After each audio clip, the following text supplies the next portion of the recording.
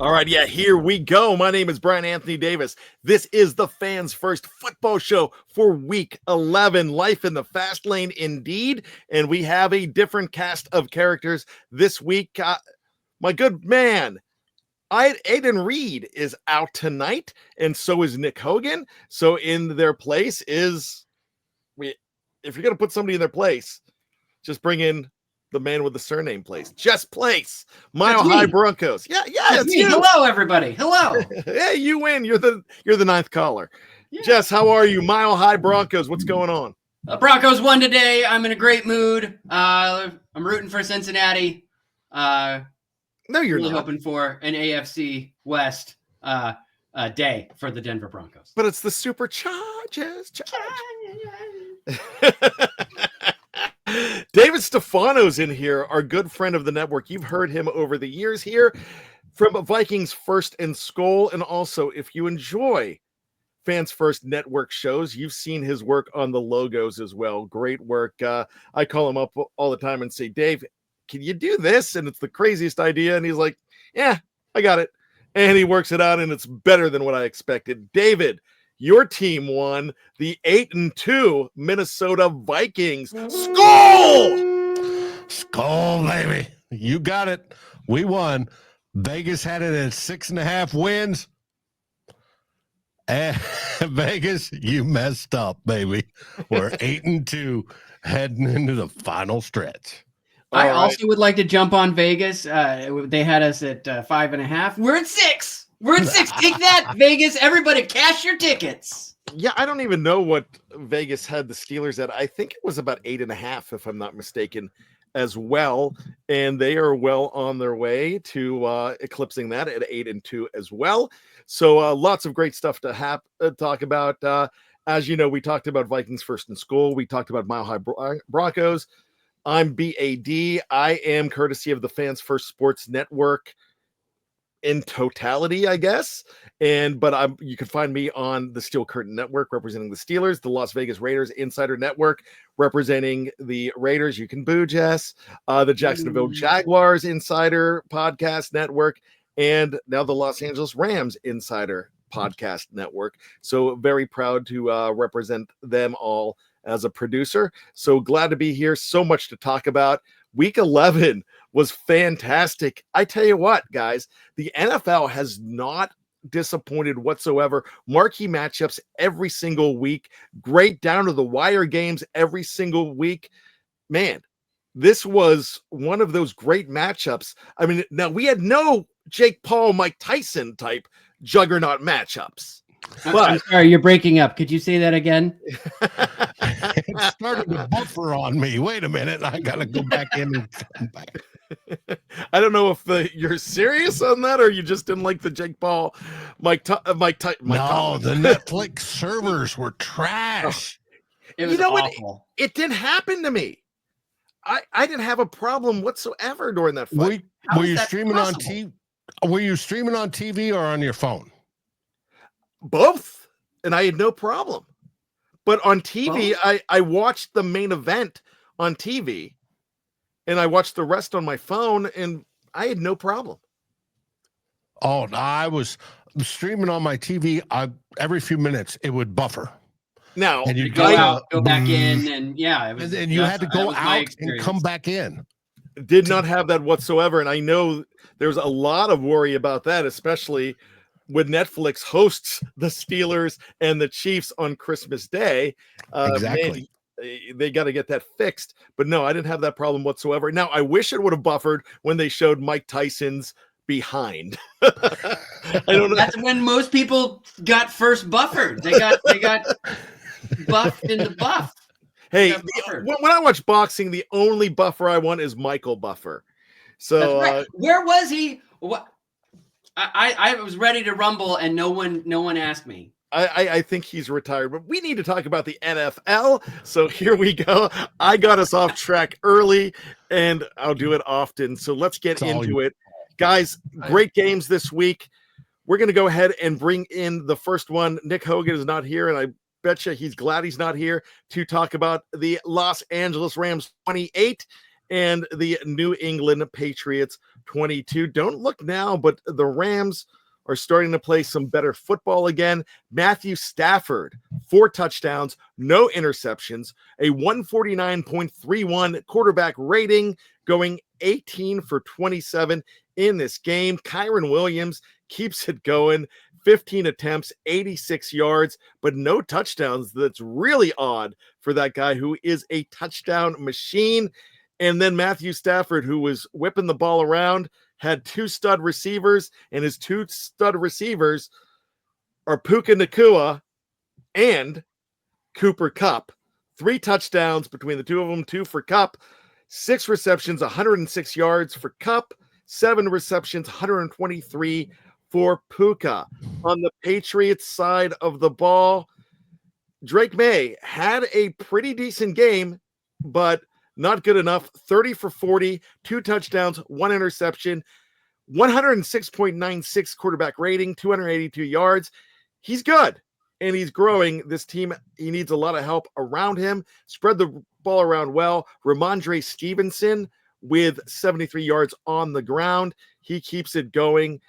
His receivers, his number 1 receiver for the game, ends up being Kendrick Bourne with 5 receptions and 70 yards, and Hunter Henry, the tight end, 6 receptions for 63 yards. Dave, I'm going to go to you first. Rams and Patriots, what do you make out of this game? Are the Rams for real again? Yes, they are. Once they got Nacua and Kupp back, and trust me, I know they got him back for the Vikings game. There was a couple of weeks ago. They are for real. Now, will they surpass Arizona to win the division? That's a different story. Could be, possibly, but they have gotten healthy over the long run, and it has made a difference. Obviously, by those box score stats you just proved, Cooper Nacua and Kupp are outstanding. And with Stafford being able to throw to him now, what's going to stop him in the West? That's a good question. And I really think unless San Francisco really turns it on, I think this Rams team is very good. The Patriots, Jess, I tell you what, I like what they're building there. They're not ready yet, but do you see a future where the Patriots become prominent once again? I hope not. I mean, they were employing that rarely seen cover zero on one of the Cooper Kupp touchdowns, and that didn't work out well for him. Cover zero, it's a bold move. There was nobody there. It was a blown play, and Cooper Kupp just ran in for what was it? It was like a 60 or 70 yard touchdown. And he could have walked. He was that far open. So, the Patriots, they have all the potential to be good. I don't know if you can. I don't know if Drake May is going to come into his own sooner rather than later. I'm sure they would like that, but I don't know. The Patriots are kind of a tough. Are going to have a tough go of it, at least this year. Probably next year, as they fine tune that roster to try to build something in the post Brady era. 49ers, Seahawks, and Rams are all at 5-5. The Cardinals are at 6-4. I do want to ask you one last question, and Jess, I want you to be completely objective, no homerism whatsoever. So please take your hat and your shirt off real quick, and we'll wait for you to do that as we ask. I'm also wearing Broncos jammy pants. Is that? I'm not surprised. I'm not taking those off. So if you had your Isn't that show? draft, let's go back in time, draft day all over again. You had your choice between Bo Nix and Drake May. Who are you going with? Oh, Bo Nix. Yeah. Bo Nix had 4 passing touchdowns today to tie the rookie record. I'm really liking what I'm seeing out of Bo Nix. I would take him in a heartbeat. I don't know. Drake May, he had a good day. He had 282 yards, 2 touchdowns, 1 interception.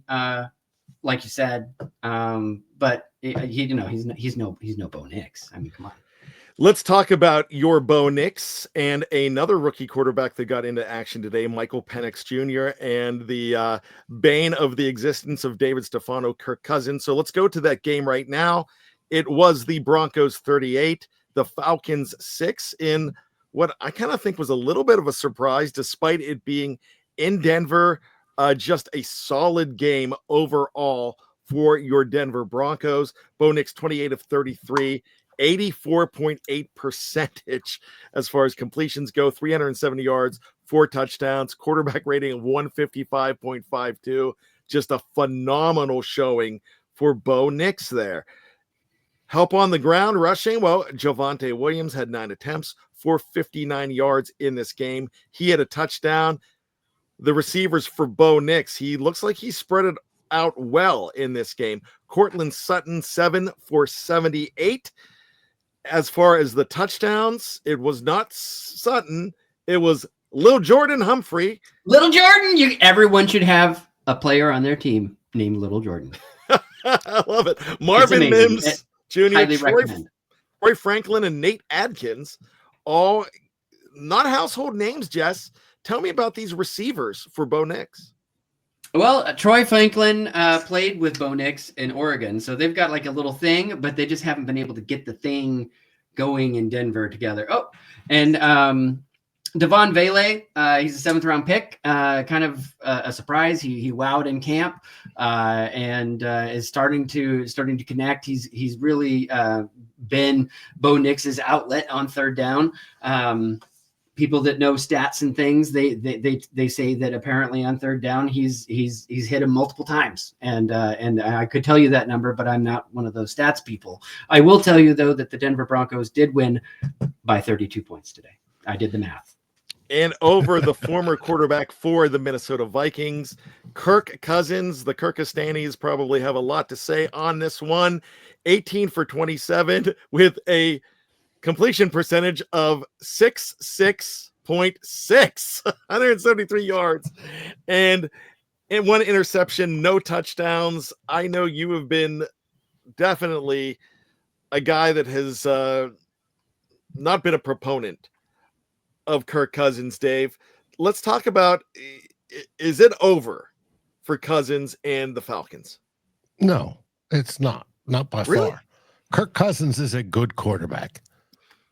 And he's always been a good quarterback. And in the right scenario, right encompassing, loving atmosphere, he does extremely well. But Kirk Cousins is a roller coaster quarterback.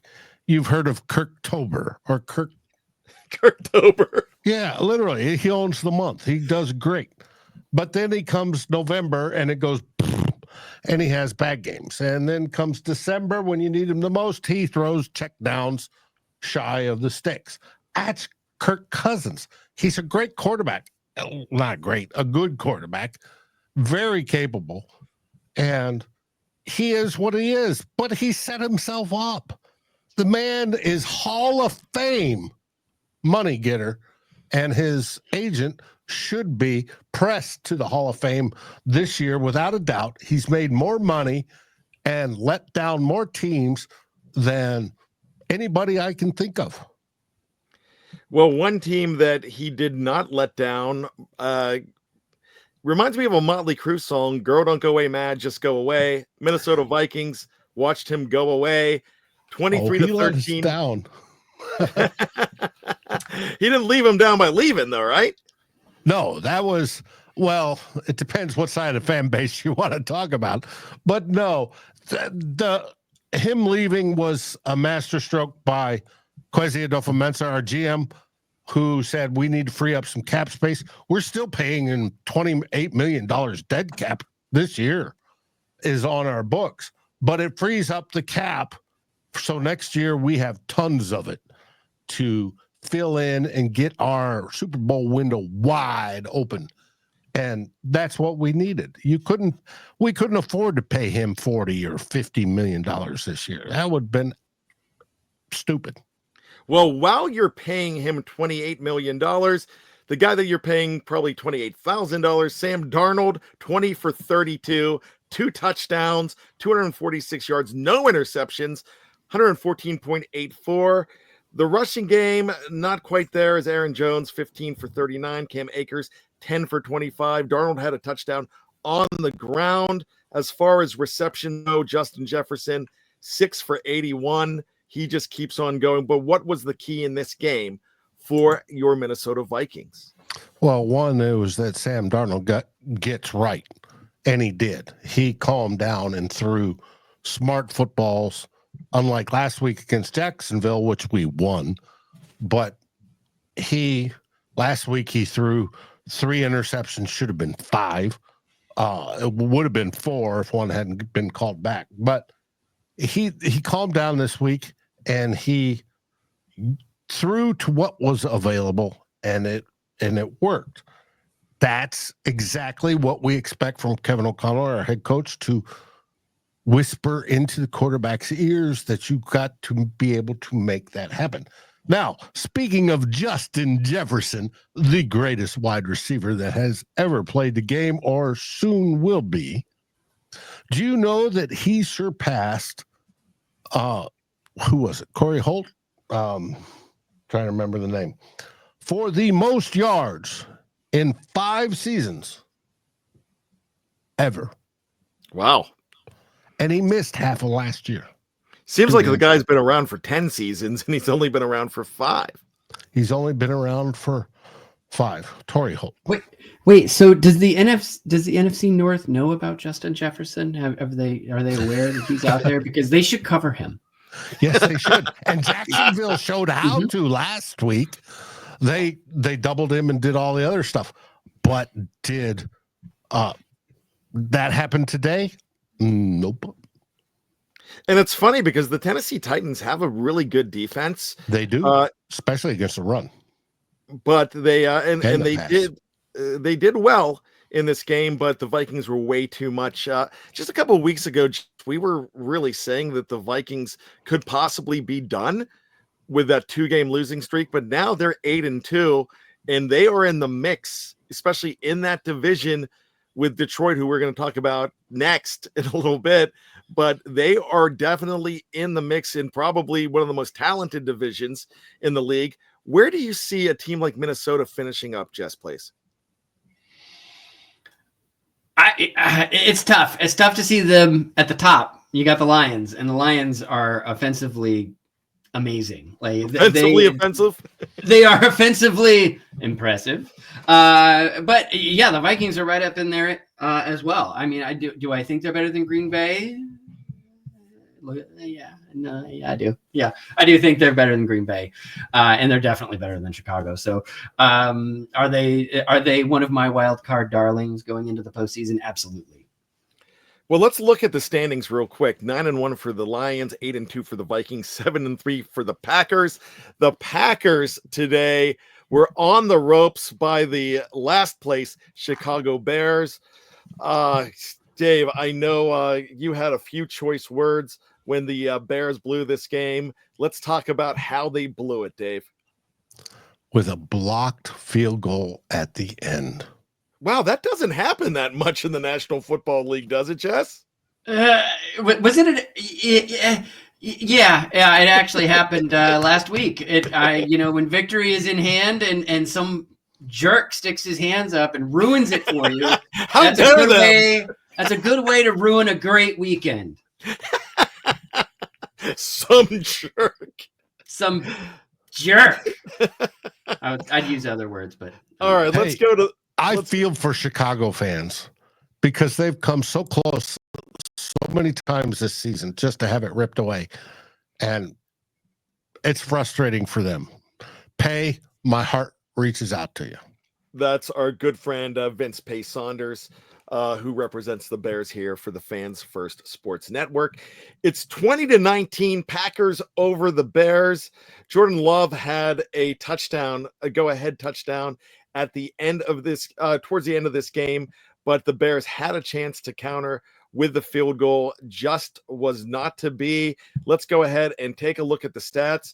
Jordan Love, a pedestrian day, 13 for 17, 261 yards, 1 touchdown, 1 interception, a quarterback rating of 112.99. Josh Jacobs, a very good free agent signing for them, 18 attempts, 76 yards. The Raiders would love to have him back. 1 touchdown. Jordan Love on the ground, 4 for 18 with a touchdown as well. Christian Watson was a guy today. He was not a guy, he was a man. 4 receptions, 150 yards, a longest of 60, but no touchdowns. Josh He Jacobs had one called back. He stepped out of bounds, but he was close. He was very close. All right, you just exposed me for not knowing what's going on, but that's okay. That's okay. I have Red Zone and I watch it for some of the time. All right, and so Romeo Dobbs was 1 for 17. Jaden Reed 2 for 23 and a touchdown as well in this game. Let's look at the other side. The Bears, Caleb Williams bounced back quite well. 23 for 31, no touchdowns or interceptions, 231 yards, quarterback rating of 102.38. Not much help as far as on the ground too much. Caleb Williams did have 70 yards himself. DeAndre Swift, 71. So not a bad day. Actually, it's a pretty good rushing day. 1 touchdown for Swift. Rashawn Johnson added 33 yards and a touchdown. So please, let's edit that out because that was a pretty good rushing game for the Chicago Bears. As far as receivers, DJ Moore, 7 receptions, 62 yards. Roma Dunze, 6 touchdowns and 65 yards. The Bears are all but done, but the Packers keep on fighting there. Can they be a team? And I know this is going to hurt to ask you this, but could this be a team that shocks everybody in the playoffs?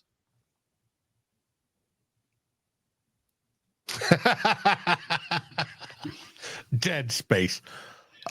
Could it be? Yes. Will it be? Probably not. That Jordan Love, everybody thinks he's the third coming in Green Bay, right? First one being Brett Favre, second one being Aaron Rodgers, which we'll talk about shortly. What about Bart Starr? Well, Bart Starr was the original. Okay. And then now you have Jordan Love. And everybody's like, Jordan Love's so good, he's going to be another Hall of Famer. And my question is he? No. No. He doesn't seem to be. He seems to be up and down, much like Kirk Cousins, like I discussed earlier. He's got good games and he's got bad games. Has he got his stuff squared away? No, not all the time. But there's other times he can take over a game, like today. And he could run it in if he has to, or he could throw it if he has to. But there's games like when the Vikings played him, he played horribly. That's just the way it is. Could the Packers be a factor in the playoffs? Absolutely. Do I think they're going to win the playoffs and advance to the Super Bowl? Highly doubt it.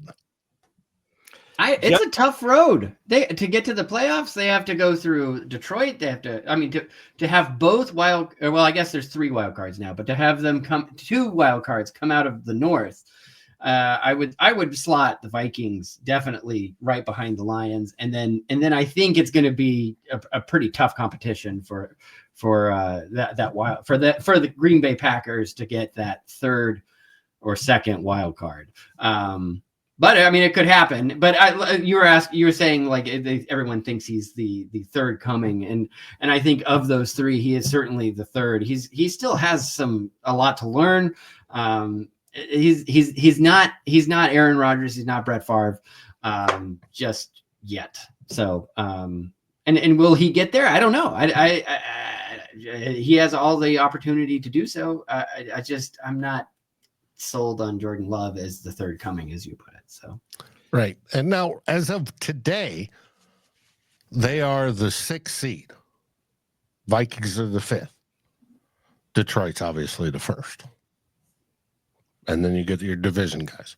Philly. Well, you're not going to get Arizona, anybody November. from the NFC West, that's for sure. No wild cards are coming from there. No, you got Arizona 6-4. So it's a 3-division race for those 3 wild cards. So I mean, it could happen. I think the Commanders would be a team that we're talking about in that position as well.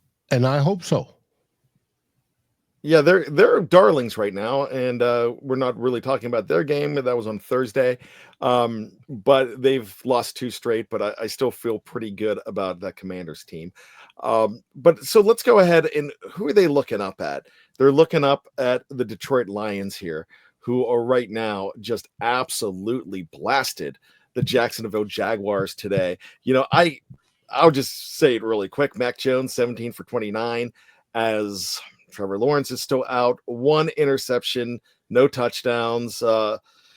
Travis Etienne, my gosh, he was a juggernaut, and now he's doing nothing. 27 yards, leading them. Brian Thomas Jr., their first-round draft pick, a nice game for them. 5 receptions, 82 yards. No touchdowns, but a longest of 24. But that's not the story. The story is on the other side of the ball. The Detroit Lions with a huge offensive output today. They got to play with a hooker today too, as Hendon Hooker was. You never forget your first time when you see Hooker out there. Yes, Hendon Hooker was 3 for 4 for 37 yards, 113.54 rating, and that was just to give Jared Goff a breather at the end. 24 of 29, 82.75%. 4 touchdowns, no interceptions, 158.33 quarterback rating. You can't get much better than that, right? Isn't that one of the best quarterback ratings? I think it's the max. Yeah, I think it is. That's just absolutely phenomenal. David Montgomery, 15 carries, 75 yards. He had 2 touchdowns on the day. Jahmyr Gibbs, 11 for 69. He had 1 touchdown on the day. The pass catchers, Amon-Ra St. Brown, 11 receptions, 161 yards, 2 touchdowns. Brock Wright with 1 reception for a touchdown. Jameson Williams, he's back, 4 receptions for a touchdown as well. My gosh, this team is rolling. Kirby Joseph with an interception in this game as well. Not much as far as a pass rush, but they didn't need it. This team was going crazy, and you got to feel really good that they are a favorite, Jess Place. Oh, yeah. I mean, you don't get nearly 650 yards of offense and not make a statement to the NFL. Like today was just, they were just playing with the Jaguars. It was an offensive output that was awesome to see. Like, I mean, every time I clicked over, it was just like, oh, they scored again. The Lions are a lot of fun to watch, and that no team. And I'm sorry, Dave. I mean, I understand the NFC North dynamics, but no team deserves it more than the Lions. Like, they've always been awful my entire life. Like, I mean, like Alex Karras may be the last person that remembers a good a Detroit Lions team, and he's dead. So, Okay, we're forgetting about Barry Sanders.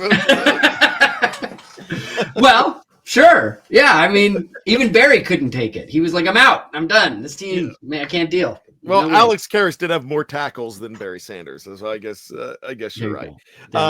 Dave, the Lions are fun to watch for the rest of the NFL, and I get it.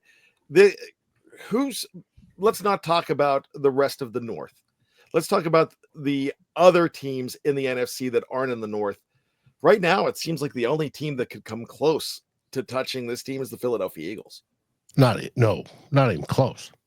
We had Aaron Schatz on DVO creator fame on a podcast only show with Tyler Fornes this week, and the Lions are historic. They're literally the best team in the NFL, and they are historic. And their DVOA scores and their production. When you go 645 combined yards offense, there's nothing. There's no team that's going to come close. I don't care if you're Philly. I don't care if you're Dallas and dreaming. I don't care which NFC team you think you are. Even the Vikings, who held them, only lost by 2 points.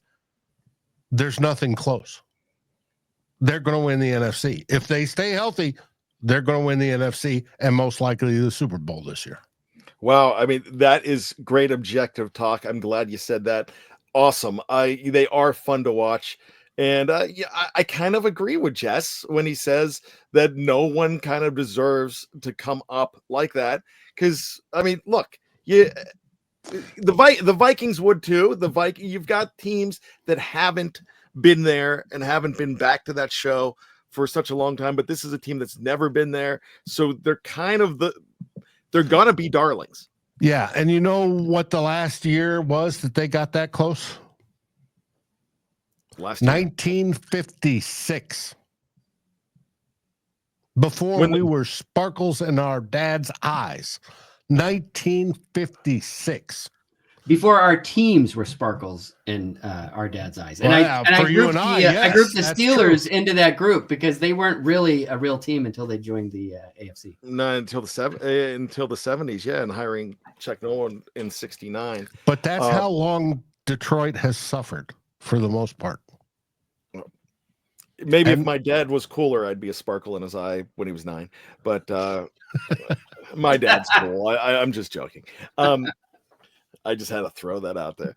Yeah, this is an exciting team, and the Bobby Lane curse might finally end this year. Let's go ahead and end this first half of talk. We're going to be right back. It is the Fans First Football Show from the Fans First Sports Network. Aiden's not here. Nick's not here, but we've got Dave and Jess, and we'll be right back for a fun second half. I ask you this, please stick around.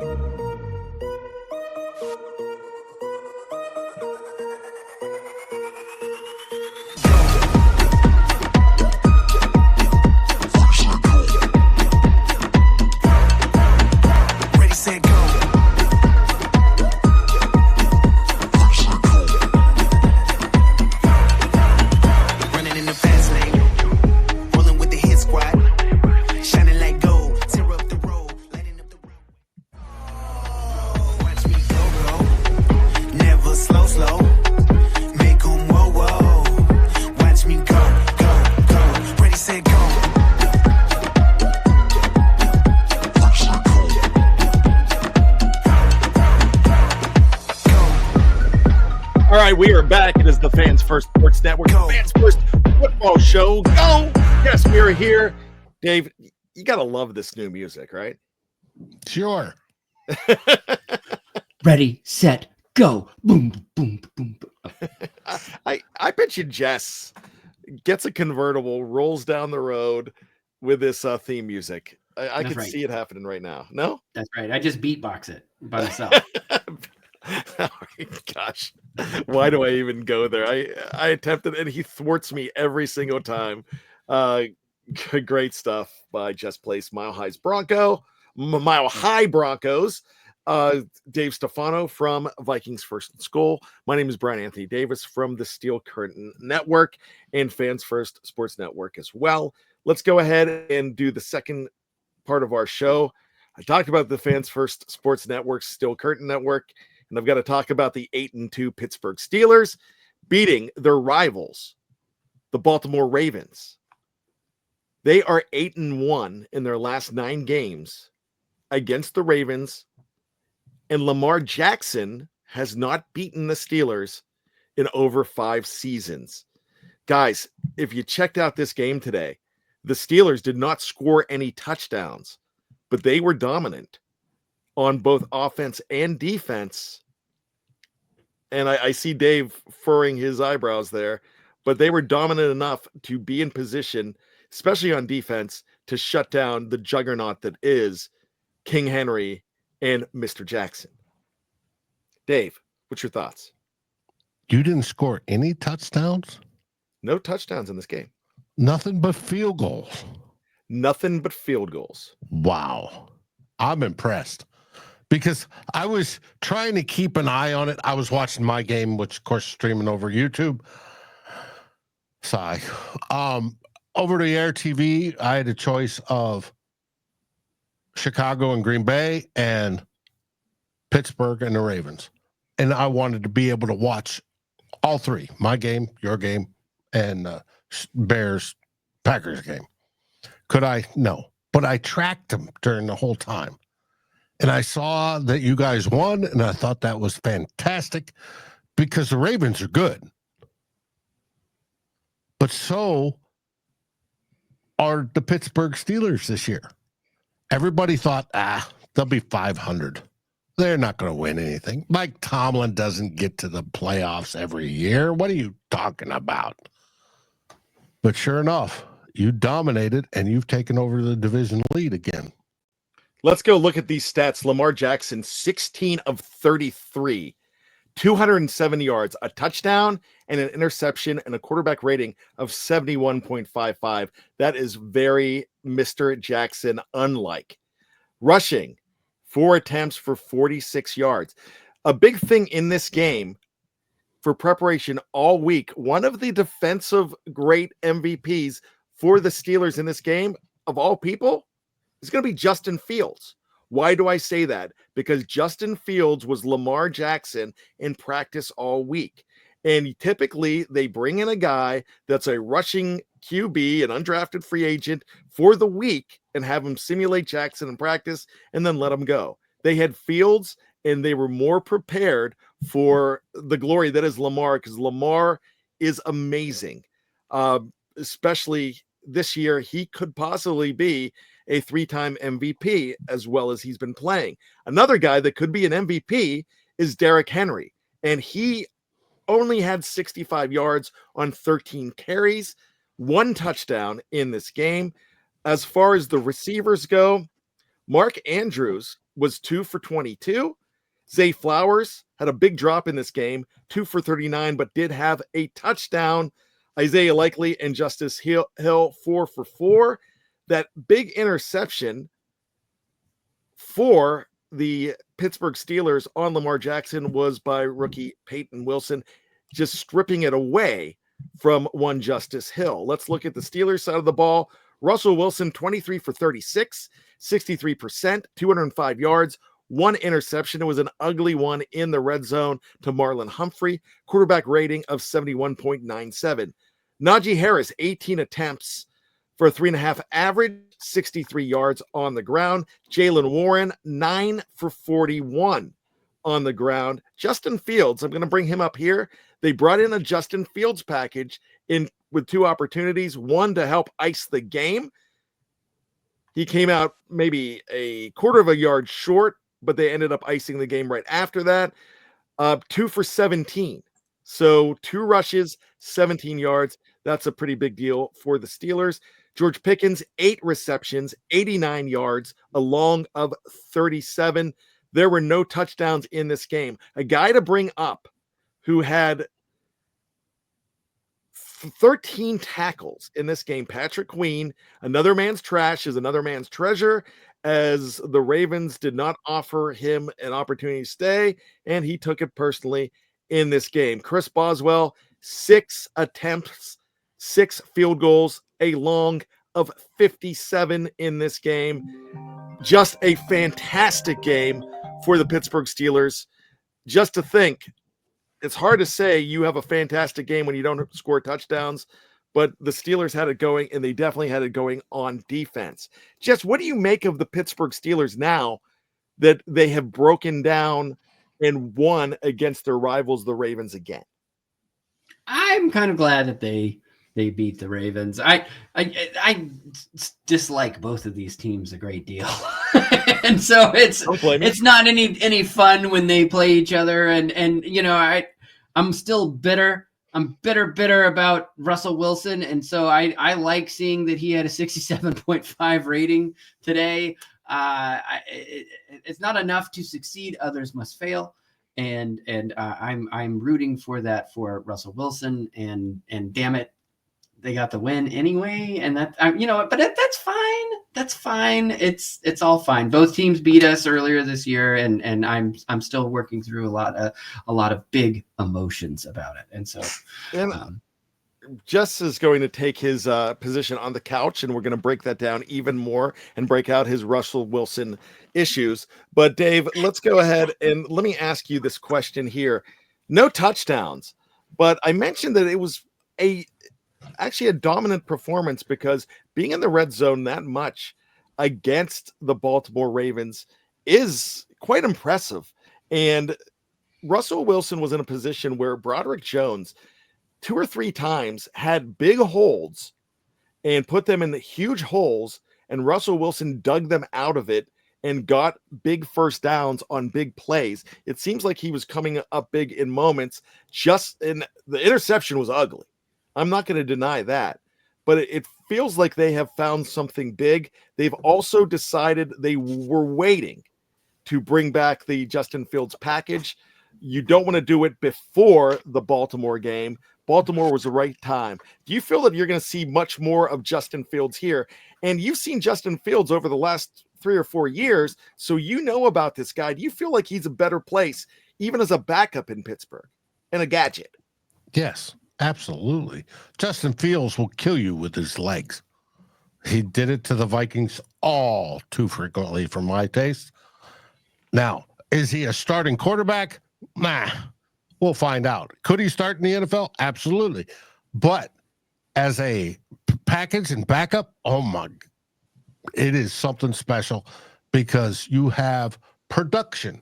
And speaking of offensive production, do you know what your differential is so far this season? As far as points? Yeah, it's actually quite significant, if I'm not mistaken. You're second in the AFC with plus 71. Yes, 233 to 162. That's correct. And a plus 71, one that generally guarantees you going to the playoffs, but 2, it puts you in a prime spot. That tells the rest of the league, hey, no matter how ugly it looks, whether it be how many field goals today, 4, or last week with us and 12, you're still scoring more points than the opposition. What's the point of playing this game? Than to score more points than the opposition. And if you do it at such a high rate, you're good. Just how dangerous would it be to say that the Ravens at 4 losses are a disappointment? No. They're hanging in there. I mean, honestly, I think they're kind of where they projected to be. I think the Steelers are performing much better than everybody thought. Like, no one saw this coming, especially once they made the switch to he who now shall not be named. There's no reason for alarm in Baltimore, and Pittsburgh should be happy. I mean, it's going to come down to the wire in this division, and that's what football is all about. That's what makes it so exciting. So I don't know if you can extrapolate how the season's going to end for either of these teams. I just know that they're going to both be in it.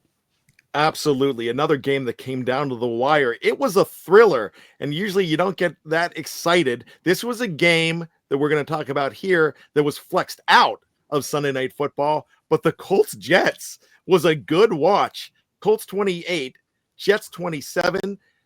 Anthony Richardson with a 4-yard touchdown with 46 seconds left in the game to bring the Colts back for a 28-7 win. What a crazy game it was, as this game was absolutely back and forth.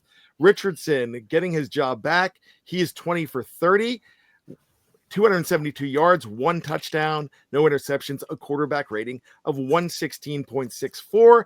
And Richardson had 10 attempts for 32 yards on the ground, but 2 touchdowns rushing as well. Jonathan Taylor, 24 attempts, 57 yards, only a 2.37 average. As far as receivers go, 1 touchdown reception for Josh Downs in this game. Let's look at the Jets as things continue to just go south for this team. They do have that win against the Texans a couple of weeks ago, but just not what Aaron Rodgers expected or envisioned. 22 of 29 for Rodgers, 2 touchdowns, no interceptions, 184 yards, 120.3 quarterback rating.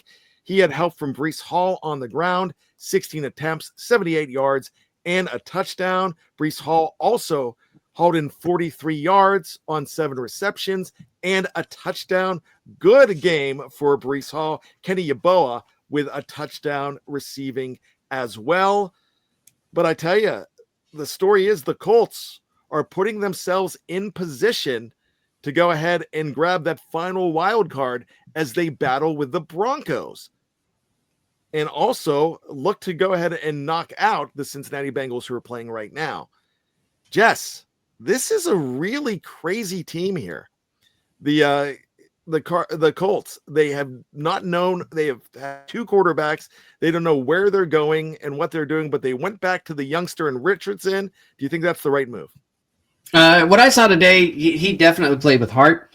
It was a fun game to watch, especially if you are a disliker of Aaron Rodgers because he courted your team and did not eventually come to your team. But that's fine. I mean, his girlfriend at the time lived in Colorado, and so it's fine. It's fine. We're fine with Bo Nix. It's all. Jess fine. is going back to the couch. That's right. I'm getting. Here's my list of people I don't like: Aaron Rodgers, Russell Wilson. No, but if you think about it, how hard was this for ESPN to flex out? I mean, it's like you have the Colts, who is Pat McAfee's team, and Aaron Rodgers' team, and ESPN's got him on. It was Sunday Night Football. NBC, yeah. Oh, well, edit that part out. Never mind. I'm just gonna throw that away. Never mind. With that, we pass the baton to Dave Stefano. Does this game actually matters, especially with the Colts in the wild card race? But is the Aaron Rodgers experiment over in New York? Is it time to hang it up for Rodgers? He's washed. It's so good to see, isn't it? Hey, I'm glad he's out of the NFC North. New York, play the heck out of him. I don't care. Please. I don't know how you spin a performance like that. Like the last few weeks, like it's just what do you do? Like you're Aaron Rodgers, you come in with all that bravado and you just lay the biggest egg. Like how is the rest of the season going to go? Like he's never been in this situation. He was doing it in Green Bay, and then they drafted Jordan Love. All that motivated him for a couple seasons, and then he became himself and contract. Wanted too much money, off to the New York Jets he goes. Last season, pops the Achilles. After 4 plays, done. This season, comes back, thinks he's the greatest gift. Turns out, no. I think he needs to retire. Now, does he play good football? Yes. Does he still do the things he can do? Yes. But is he worth the problem for an organization? Well, 3-8 is not worth the problem with 2 straight losses. The Jets and the Patriots are going to be battling for the basement here. The Dolphins, who was in that basement, they were in that basement, they are now 4-6, winners of 2 straight. No punts for the Miami Dolphins today in this game against the Las Vegas Raiders at home. A 34-19 win for the Dolphins. Gardner Minshew for the Raiders, 30-43, 282, 2 touchdowns, 1 interception. Nothing going on the ground for the Raiders once again. They've gone to Scott Turner. They have Scott's dad, Norv Turner, in the building as well. Things are looking a little bit better on offense as they use the actual hell out of Brock Bowers today. 13 receptions, 126 yards, and a touchdown. Amir Abdullah with a touchdown. Big story for the rushing game, though. Alexander Madison and Zamir White both go down in this game. The Raiders actually had 1 punt as well in this game. So 1 total punt in this game. But let's look at the Miami Dolphins, as it looks like with Tua back that this team has found new life. Tua Tagovailoa, 28 for 36, 288 yards, 3 touchdowns, no interceptions. On the ground, Devon Ashani, I never know how to pronounce it. Help me out, guys. A-Chain? A-Chain. Okay, there Devon A-Chain. There we go. I never know. 1 touchdown for 73 yards. Let's look at his receivers. Jonnu Smith, the tight end, 6 receptions for 101 yards, 2 touchdowns for Jonnu. Tyreek Hill, 7 receptions for 61 yards and a touchdown as well. A really good game. They got 3 sacks on defense. Calais Campbell, Emmanuel Ogbah, and Zach Seiler, all with sacks. Once again, this team did not punt whatsoever. Jess, are the Dolphins back? They are, but they are only back as far as Tua can carry them. Everyone in this house that watches Tua play is terrified that he's going to get another head injury and lock up and kind of ruin football for us another weekend. I mean, it ruins his football weekend, but it also ruins ours. Is that your son? What? Well, who is not Tua is not your son. I mean, who's a fan of the Dolphins in your house?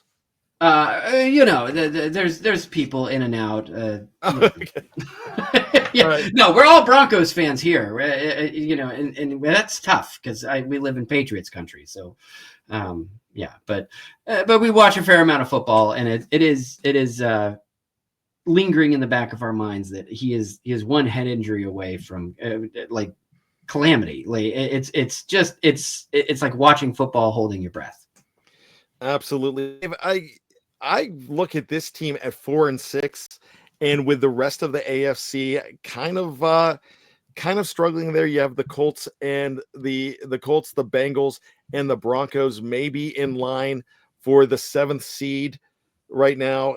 They could make a run. Who do you like for that 7th seed of those teams that I just talked about? Well, I like Denver. Of course, but I was asking Dave. Oh, Dave likes Denver.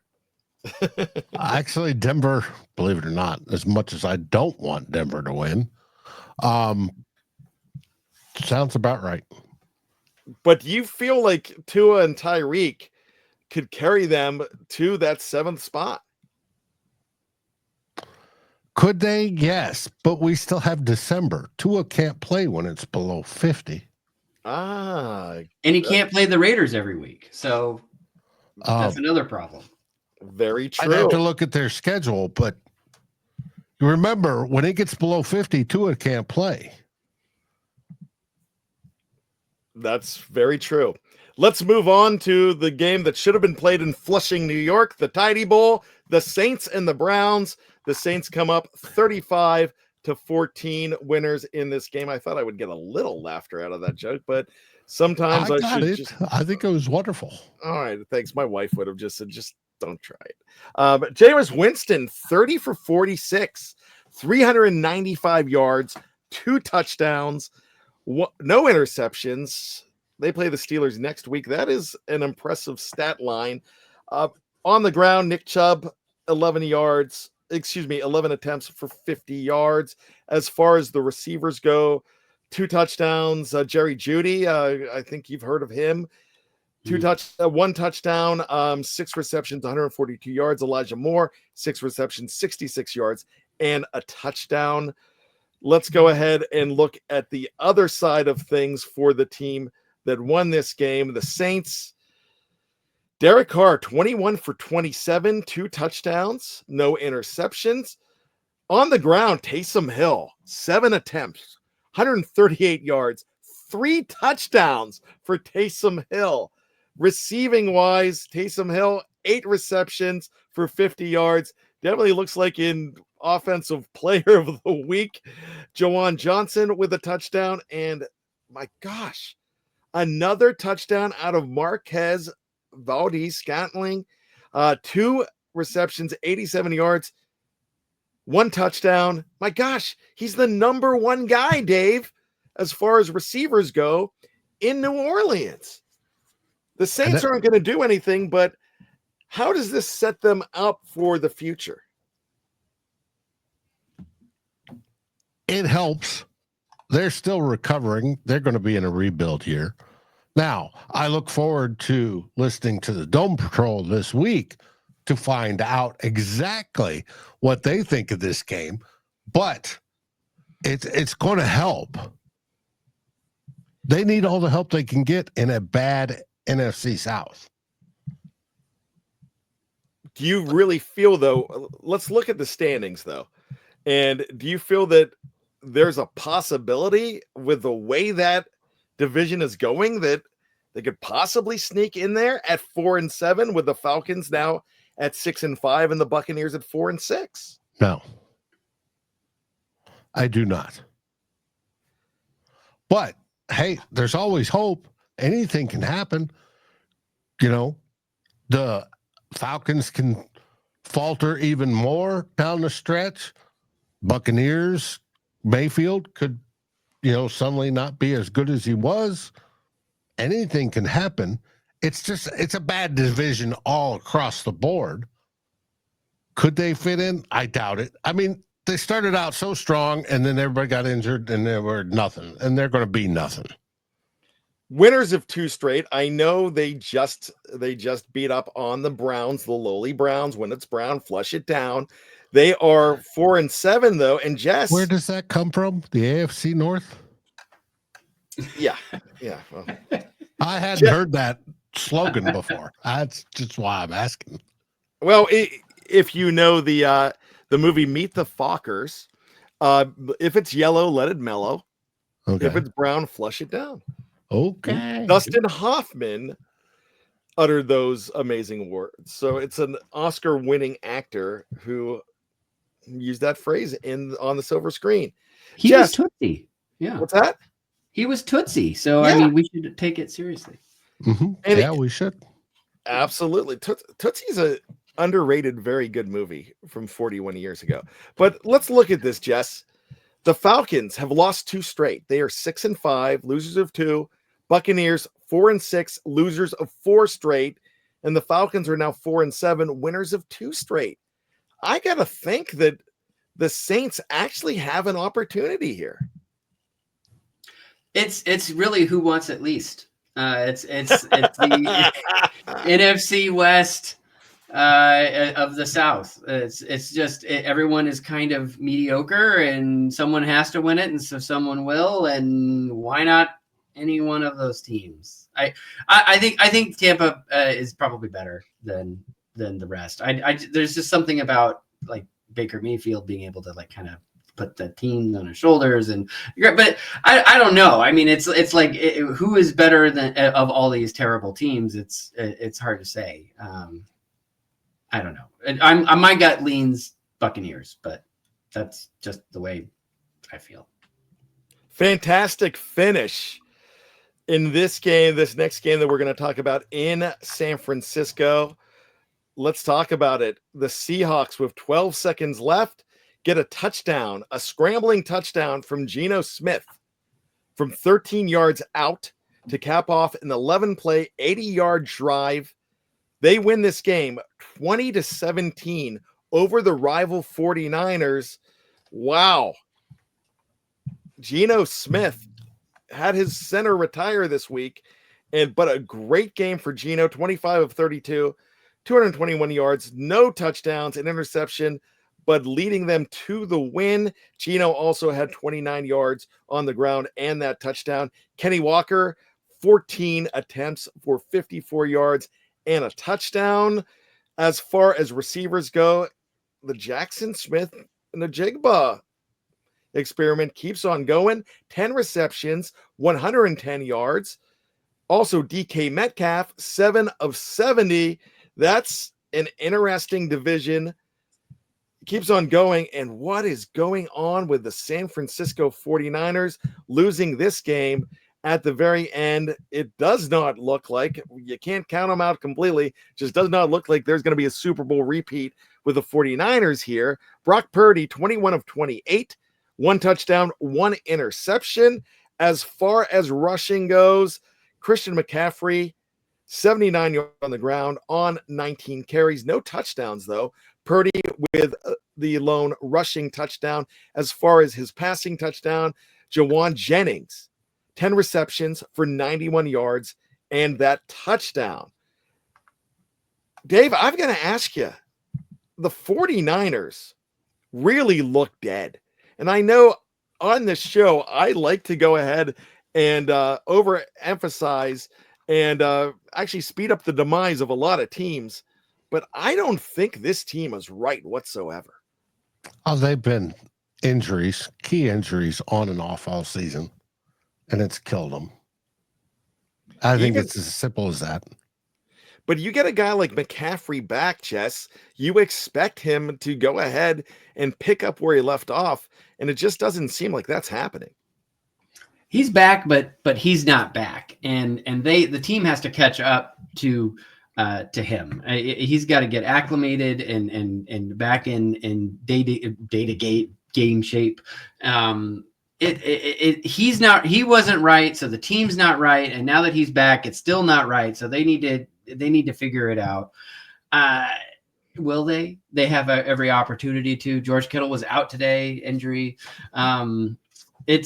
It is a circus of injuries, just like Dave said, and it is hamstrung this team. And thankfully, they play in a division where they just need to figure it out for a couple games, and they can take control. The one team that did not play this week in that division, the Arizona Cardinals, on a bye. They have won 4 straight. They are leading 6-4, but you've got 3 other 5-5 teams in that division. Let's go ahead and go to probably a lot of people who think, go ahead, Dave. I'm about to say, it's anybody's division. Basically, they can take it. San Francisco can step up. Kittle could come back healthy. McCaffrey had almost 110 yards combined today. He can come back, make a difference. Purdy can play better. And then suddenly San Francisco's, scary. The Seahawks, they've been up and down all season. They can look great. They can look bad. Where are you playing? Are you in Seattle or are you someplace else? It's all on who it is. And then if you get to the Cardinals, is Murray playing Call of Duty until the wee hours? It's all up for grabs in the NFC West. Let's go to the AFC West.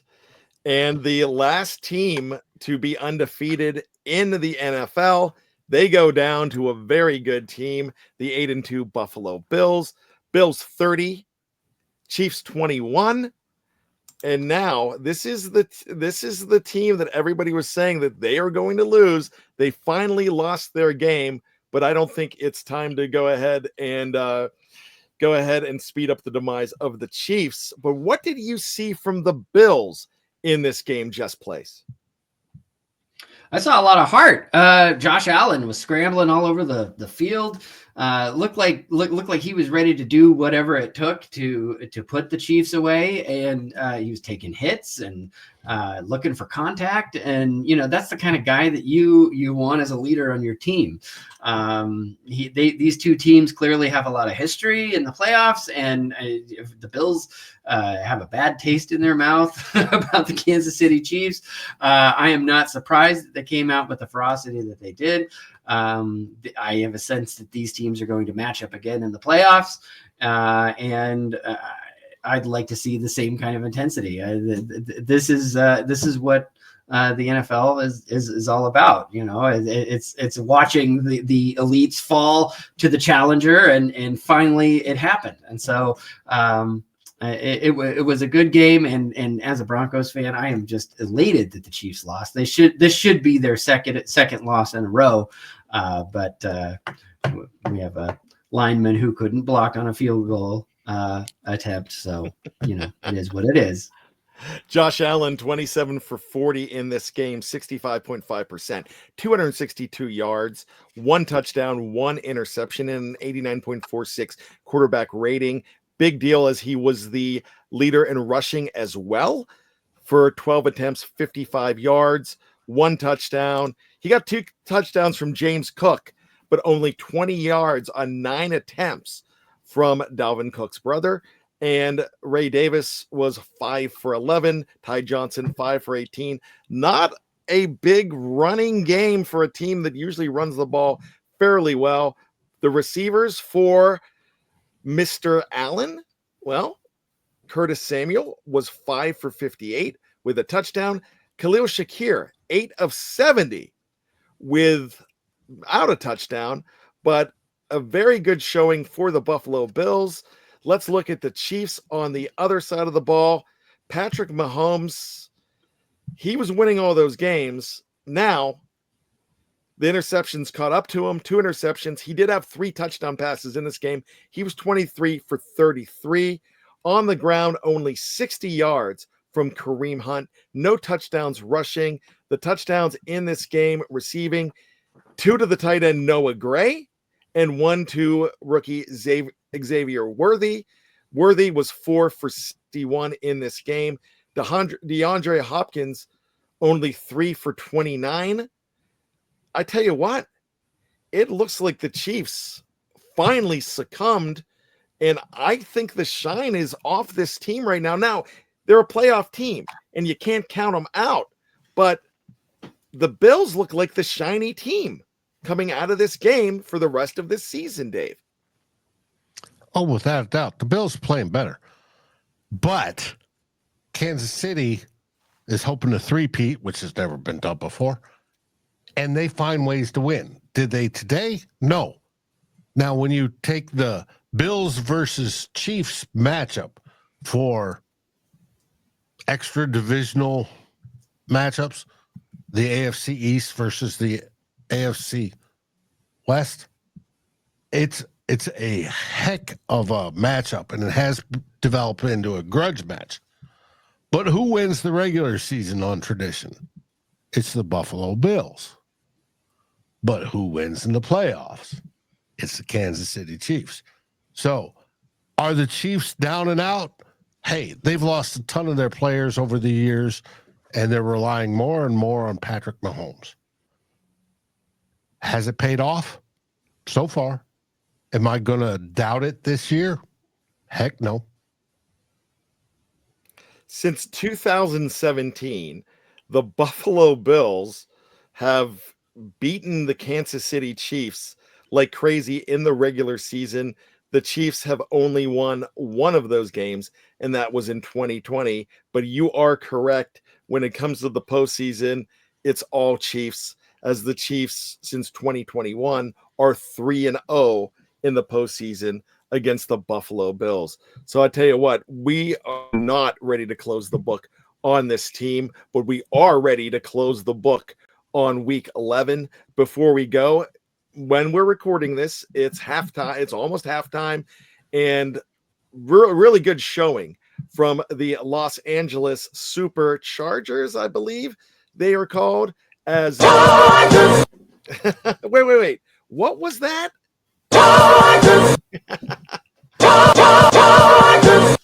I never get tired of that. I don't know why.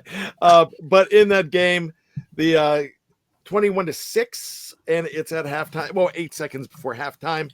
And 4 seconds. You're behind. You're behind. There's a flag on the play. My God, are they going to score another touchdown before the half? Who knows? They scored a field goal. It's 24-6. Oh, so I'm behind too. So yes, so we're both behind here. But Dave can see the future. Yes, so, I can. I want to ask you about. It looks like you could probably shut the door on the Bengals now if they go ahead and lose this game with their 7th loss.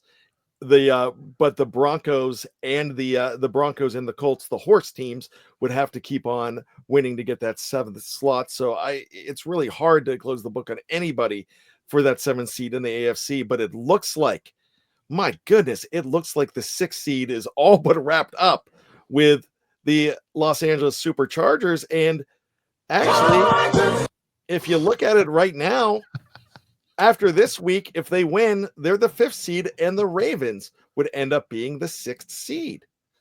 Mm-hmm. My goodness.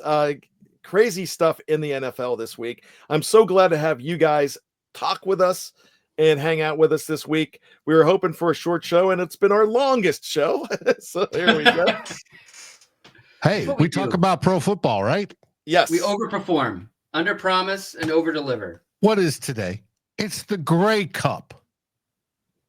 Yay! Hey, You get a our rouge for that. Our Canadian brethren, and I've got my Grey Cup team being the Winnipeg Blue Bombers, happen to be losing right now, 34-16 to the Argonauts. And most likely the Argonauts are going to pull this off because I think it's the fourth quarter and it's just about done. But congratulations to the Argonauts on their Grey Cup victory. So the Winnipeg Blue Bombers. Mm-hmm. Have they ever won? Oh, yes. Oh, yes. They've been dominant. Oh, I don't know. I don't follow the CFL. I remember the last I really remember from the CFL. I mean, I remember the Doug Flutie days when he was there in Calgary, but I remember the Edmonton Eskimos and Warren Moon as the quarterback in the early 80s. I think they won 4 straight. They were a CFL juggernaut. And I remember when the Baltimore Stallions, I believe it was, when they went ahead and won in 1994 and maybe 1995 as well. So when Baltimore became the only American team to win the Grey Cup. So interesting stuff there. I forgot that was even a thing. I am so stuck in NFL right now, but congratulations. Maybe we can get a Grey Cup enthusiast and a CFL here on the Fans First Sports Network. Absolutely. Dave, get that going. I'll give you the affiliate. I should. Just don't watch the Chad Kelly affiliate. injury. Don't watch the Chad Kelly injury. That's that was the Chad Kelly. I mean, that former Bronco. That was a devastating injury. I could talk CFL for minutes. 6 minutes. Yeah, but I just don't have the time as we got to get on out of here, gentlemen. We'll have Nick Hogan, Aiden Reed back soon. We really appreciate those guys. Miss you guys, but we love having Jess Place here. Love having Dave Stefano. Dave, you can't be one and done. We expect to have you back. I know you are a busy man here, but great job. We love having you, Jess. As always, you're adequate. Thank you. Nah, Jess Place, absolutely phenomenal. I thought I was funny, and then I started listening to Jess Place, and I'm like, Brian, you're not funny at all. This guy's amazing. So great to have you, Jess. Broncos, Vikings, Steelers all win today. The Aiden Reed's Eagles won on Thursday. Another rough game for Hogan and his Patriots. So we will be back here for week 12 next week and lots to talk about. So make sure you stick around. Wherever you find your favorite podcast, make sure you find the affiliate for the Fans First Sports Network. Really good. Make sure you check out Vikings First in School. Make sure you check out Foxborough Frenzy. Make sure you check out Broad Street LinkedIn and the Steel Curtain Network. And when you're done with that, go to the best. Go to Broncos Mile High. Oh my gosh, I've lost control of the show.